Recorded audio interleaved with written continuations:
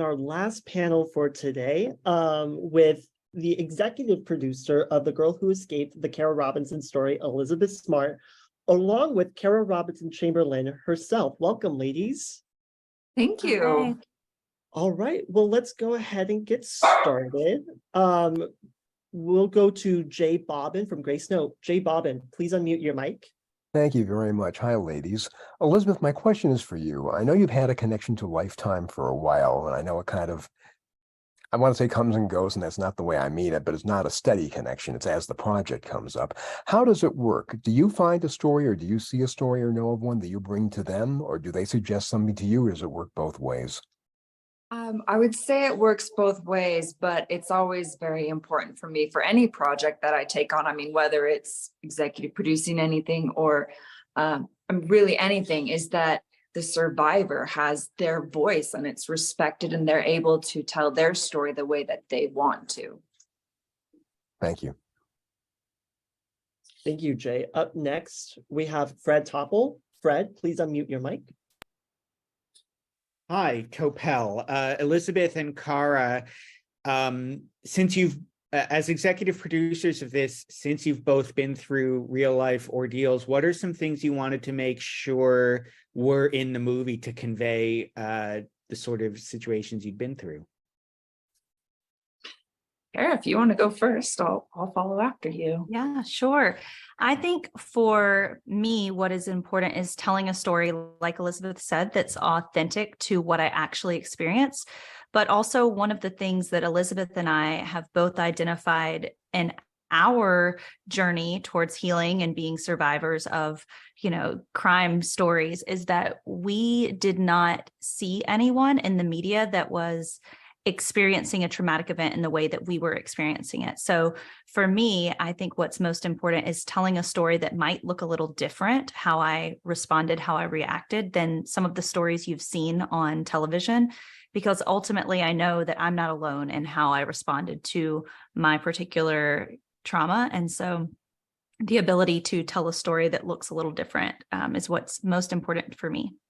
Can you get a little specific about those differences? Just one or two things that will really resonate with the audiences to convey what it was like for you. Yeah, sure. So for me, this was 20 years ago, but the only responses that I had seen sort of in media portrayed was this extremely, I'll say, traumatized reaction of having PTSD or having anxiety attacks, having nightmares. And that was never something that I identified with personally. Immediately following my kidnapping, I felt like I use air quotes, I felt like I was fine. And that was sort of a story that I perpetuated for about 15 years. Interesting. And Elizabeth? I feel like sharing stories, is such a powerful tool. And making sure that we are authentic to the voice of their survivor is so key. But as I have gone out and as I've met with other survivors and listened to their stories, actually so many of them have been influenced by stories that they've seen on the media. I have a very good friend even right now who had broken his leg, and he was lying in bed watching Law and Order SVU, and a story came up, and it wasn't him, but it was exactly what had happened to him. And up until that moment in his life, it had never struck him that what had happened to him was sexual abuse until he saw this particular episode. And so I feel like these stories are so powerful to help allow other survivors know that they're not alone, because the crimes of sexual violence, they are so isolating. It's so easy to feel alone, to know that they're not alone, to know that they don't have to be ashamed and they don't have to feel like they needed to keep it a secret, whether it's something that happens on like a very intimate small scale or something that's large that maybe the whole world knows about. But I want them to know that they don't need to be ashamed of it, they don't need to keep it a secret, and to know that you can move on. And I feel like Cara's story illustrates that beautifully. Oh, thank you both for being here. Thank you, Fred. Up next is DG from the Core 94 radio station.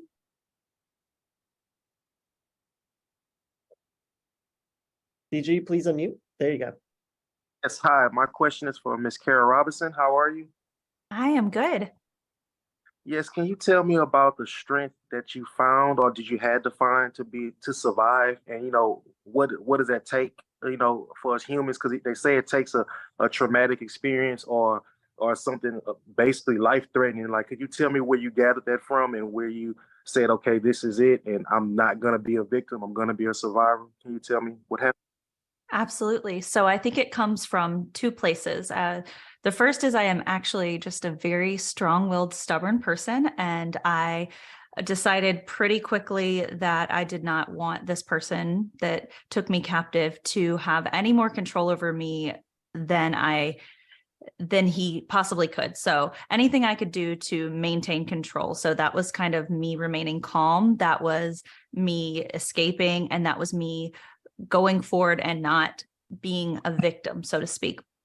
And then the second part for me was absolutely just my trauma response. You hear fight or flight very often, but it's been expanded a little bit more. Whenever you're under stress, we now say fight, flight, freeze, and appease. And so that is something that's in all of us whenever we face a traumatic situation. And so I share that with people as a way to sort of empower them that it's actually something that's within all of us. I think a lot of us hear stories like this, and myself included. I hear stories of other people who have done amazing things, and I think, my goodness, I don't know if I could ever do that. And then I realized that they were responding, their trauma response was beneficial to them in that moment. And I've already experienced something similar. So it's one part stubbornness and one part survival mechanism. Thank you so much for your testimony, and thank you, Ms. Martin, for all the great things you're doing with Lifetime and bringing awareness to the situation. Because more times than awful, they always talk about the tragic end and not a joyful end, and how you can fight back and bring more awareness to the situation. So thank you so much. I'm a huge fan of Lifetime. Thank you, guys. Thank you. Up next, we have G. Hala. Hey, good evening, good afternoon to you all. What advice could you give for post victims as well as future victims? I always believe in preventative measures like, cameras, GPS trackers, probably put those in places where people possibly won't look, like maybe inside of your children's shoes, or have it sewn or woven somewhere where if something happens and they disappear, you're able to, create some type of link to try to figure out, what generalized area they may be. Are you guys, how do you feel about that? Go ahead. Okay. I think that I agree. I think we should all be focusing on prevention because there are steps that we can take. And honestly, some of the very simplest steps are just starting that conversation at home and within our own communities, and make sure that we are being aware and we are addressing, those very common situations. I mean, Cara and our stories are honestly the exceptions and not the norm, because both of us were kidnapped by strangers, and both of us were abused by strangers. And what happened to us came at the hands of strangers. Whereas the vast majority of cases that take place of sexual abuse, of violence, of kidnapping, they are typically someone that is known to the victim. So starting out with your kids within your own home from a very young age, talking about what's safe, what's okay, helping them to know that what's appropriate, what's not appropriate, what to do if they don't feel uncomfortable, if they don't feel comfortable, if they feel, wow, am I speaking to you correctly? But what to do, and letting them know that you are their backup, you are there for them, and you will support them and you will believe them. Taking them to further their education, whether that is getting them into a self-defense class, or having them practice with whatever safety measure you deem appropriate for your child. Because if you just hand them, I remember, this is not funny, but a little bit funny. My parents gave my sister and I pepper spray when we were young. It was right after I was rescued, and they wanted us to carry it around in our backpack all the time, and they handed it to us. And my big brother, he snatched it, and he'd never had pepper spray, and he was looking at it, he was like, being a silly big brother, and he accidentally sprayed my mom in the face with pepper spray. And so making sure that your kid actually knows how to use it, has experimented with it safely in a controlled environment. I mean, these are all things that you can do that are very basic, easy places to start with. Cara, if you have anything to add, you just jump right in. Yeah, I will agree with everything Elizabeth said. This is actually something that she and I talk about somewhat regularly. And the one thing that I will add is that we all know that as humans, very often we experience difficult things in our lives. So for our children's or for our children's kind of, I guess, future proofing, and for anyone who is afraid of being a victim, I think the best thing that you can do is have coping skills and teach your children coping skills, because at some point your children, if you know you're thinking about protecting them, at some point they're going to go through something difficult, and you as a human, at some point you're going to go through something difficult. So the ability to teach your children or teach yourself coping skills is something that I think kind of keeps you from being, quote, traumatized as much. I use that very lightly, but things like, how do we deal with stress? Who are safe people that we can talk to? What is comfortable or not comfortable in my body? And kind of prepare yourself and your children for situations.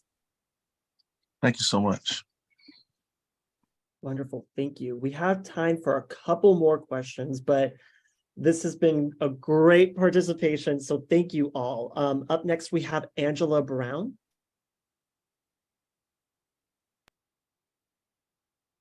Hi, good afternoon. Thank you. Angela Brown, Grinders 24/7 Magazine TV. This question goes out to Elizabeth Smart. Being that you were a part of this movie here, this Lifetime movie, did it bring back memories of what happened with you when you was abducted? And I do have a second question. How much of a role did God play in your life in order for you to stay sane throughout your abduction? Great question. Thank you for asking. I've known Cara now for, I don't even know how long it's been. It's been years, and we've had a lot of time to talk, and it's gone both ways. We've talked about my story. We've talked about her story. So the initial, talking through it, reading through it, it was, I'm not going to say it wasn't emotional, because it's emotional contact. Like, I care deeply about Cara. She's a good friend. Like, I love her a lot. So it was emotional, but then actually seeing someone try to make that story come to life, see it act out, that is a very emotional experience. Sometimes to the point of me needing to pause it for a couple of minutes and walk away for a minute, because it is emotional, and knowing that, this is a real story. This is my friend. This is my friend's life. This is what she went through. It is emotional. I wouldn't say so much that it's triggering for me and my story, but I certainly remember the feelings of what it was like to go through that. And anything, it just makes me care deeper for Cara and respect her. I already thought my respect couldn't go any deeper for her, but watching it just brings it to another level, if that makes sense. And then to your second question, I believe God has always played a part in my life, and was absolutely a huge source of comfort to me while I was kidnapped and ever since then. Yes. Thank you so much, and God bless you both. Thank you. Thank you. So our last question for today is going to be from Lavetta Jenkins. Lavetta, please unmute your mic. Thank you. I am fortunate enough to be old enough to remember when both of these cases was fresh. And I've always wondered about you two, but I wanted to ask, what really were you holding on to in those moments that brought you out in victory? I saw in The Girl Who Escaped, Cara really was detailed in all of the information, and it wasn't even a long time that you were away from your family. But how did you manage, both of you, to hold on to little things that eventually led to the capture of your abductors? I think for me, it goes back to a little bit of that trauma response where, you see amazing things whenever someone is under immense amounts of stress, right? And so for me, I'd never considered myself to have like a strong memory or anything like that, but under immense amounts of stress, I was able to memorize a lot of facts. And then I sort of had this mantra, which you see a little bit of in the movie, of just remain calm, gather information, find a way to escape. And so for me, it was just kind of ruminating on those things because there was a lot going on that I had no control over. But what I did have control over was my ability to kind of compartmentalize what was happening, kind of put that somewhere else in my mind. And I was able to gather information, gain this person's trust a little bit, and gather information and eventually escape. So those were the things that helped me. And I mean, I'd agree with Cara. Initially it was trauma response. I mean, I was gone for 9 months. So it did just eventually turn into, what happens if I don't do this? What happens if I do this? Will I survive? Will I live to see another day if I do this? And I just kept asking myself that question all the time. And that's how I made my decisions. That's how I gauged whether or not I should try to make a break for freedom, or if I should continue to do what they were saying. That's really what my life came down to, was, will this help me survive? Will I die if I don't do this? And that's what I did. I am very thankful that both of you were able to hold on and that you are here with us now. Thank you so much for this movie. I appreciate both of you. God bless you in the future. Thank you. Well, that is a wrap on today's panel. Thank you both for joining us. Again, The Girl Who Escaped, the Cara Robinson story, premieres Saturday, February 11th at 8/7 Central on Lifetime.